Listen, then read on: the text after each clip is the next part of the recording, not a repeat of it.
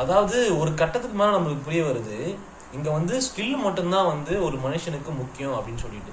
For example, ஒரு skilful person வந்து அவனுக்கு ஒரு ஜாப் கிடைக்குன்னு வச்சுக்கோங்களேன்.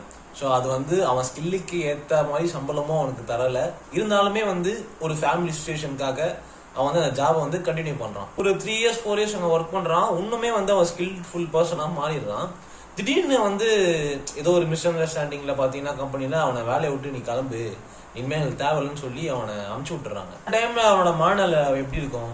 என்ன இது திடீர்னு வேலை போயிடுச்சு, ஏகப்பட்ட ரெஸ்பான்சிபிலிட்டிஸ் இருக்கு, இஎம்ஐஸ் இருக்கு, நம்ம என்ன பண்ண போறோம்னு சொல்லிட்டு ஒரு சைடு அவன் மனசு வந்து ஃபீல் பண்ணாலுமே ஒரு சைடு செம்ம கான்ஃபிடென்ட்டா இருப்பான். பாத்துக்கலாம், நமக்கு ஸ்கில் இருக்கு, இந்த கம்பெனி இல்லையா அடுத்த கம்பெனி, அங்கேயும் இல்லையா பிசினஸ் ஸ்டார்ட் பண்ணுவோம், நம்ம முழுக்க முழுக்க நம்ம கத்துக்கிட்ட ஸ்கில் எல்லாமே அதுல வந்து போட்டு நம்ம வந்து ஒரு வேற மாதிரி பிசினஸ் வந்து பெரிய லெவல் ஆகும்னு சொல்லிட்டு அவனுக்கு அந்த கான்ஃபிடன்ட் வரும். ஸோ இங்க கான்ஃபிடன்ட் வர்றது பாத்தீங்கன்னா அந்த ஸ்கில்னாலதான் மக்களே.